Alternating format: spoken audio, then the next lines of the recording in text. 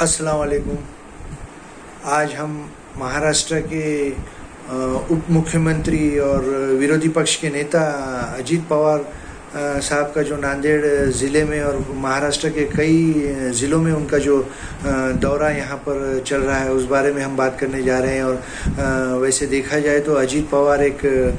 Dashing leader माने जाते हैं और एक उनकी जो काम करने की जो शैली है वो काफ़ी सक्रिय होकर काम करते हैं। और ऐसे में महाविकास आघाड़ी की सरकार में उप मुख्यमंत्री पद पर विराजमान थे, लेकिन सरकार के जाने के बाद और एकनाथ शिंदे मुख्यमंत्री और देवेंद्र फडणवीस के उप मुख्यमंत्री बनने के बाद अजीत पवार ये अपोजिशन लीडर बन गए हैं, विरोधी पक्ष नेता बन गए। और उन्होंने महाराष्ट्र में जो संकट यहाँ पर पिछले कुछ दिनों से बारिश के कारण आया हुआ है, कई जगह यहाँ पर पानी शहरों में घुस गया है और कई जगह किसानों का लाखों का नुकसान हुआ है और कई हेक्टर ज़मीन यहाँ पर पानी में डूब गई है। ऐसे में विरोधी पक्ष नेता के तौर पर अजीत पवार यहाँ पर मराठवाड़ा के दौरे पर है और उन्होंने कल नांदेड़ का भी दौरा किया है और नांदेड़ के कई इलाकों में जो ज़मीन यहाँ पर पानी में किसानों की डूब गई है उनसे बात की है और उन्होंने मांग की है शासन से कि किसानों को आर्थिक मदद जल्द से जल्द देना चाहिए। वैसे देखा जाए तो कुछ दिनों से यहाँ पर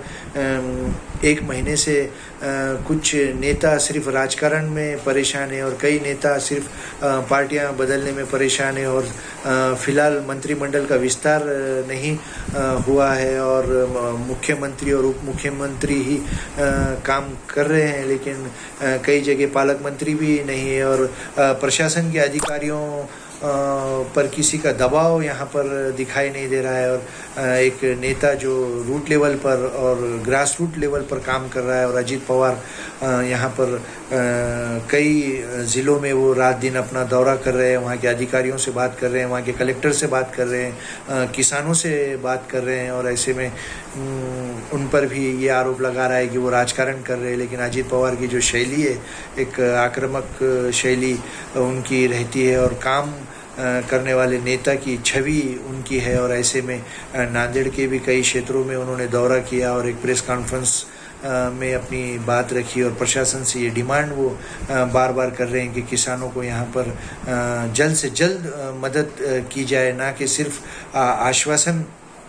दिया जाए। ऐसे में महाराष्ट्र के कई ज़िलों में पानी की वजह से किसानों की कई हेक्टर ज़मीन पानी में डूब गई है और फसलें बर्बाद हो चुकी है और किसानों का एक बड़ा जो सोर्स इनकम ऑफ सोर्स यहाँ पर ख़त्म हो गया है और सोयाबीन की भी कई हेक्टर ज़मीन की फसलें यहाँ पर बर्बाद हो गई है। और ऐसे में शासन को तत्काल किसानों को मदद करना चाहिए और पंचनामे के लिए यहाँ पर जिलाधिकारियों को आदेश देना चाहिए। वैसे मुख्यमंत्री ने ये आदेश दिया है, लेकिन उन्मन ये देखा जाता है कि बहुत धीमी गति से ये काम होता है और पंचनामे भी बहुत धीमी गति से होते हैं और किसानों को मदद भी बहुत लेट मिलती है। ऐसे में एक नेता महाराष्ट्र का जो उप मुख्यमंत्री के तौर पर काम कर चुके हैं अजीत पवार, वो बड़ी मुस्तैदी के साथ यहाँ पर किसानों की मदद के लिए आगे आए हैं और वो सिर्फ मुंबई में ना बैठते हुए लोगों के पास जा रहे हैं, उनसे बात कर रहे हैं, उनके क्षेत्र में जा रहे हैं। चलिए फिर एक नए मुद्दे के साथ, अल्लाह हाफ़िज़।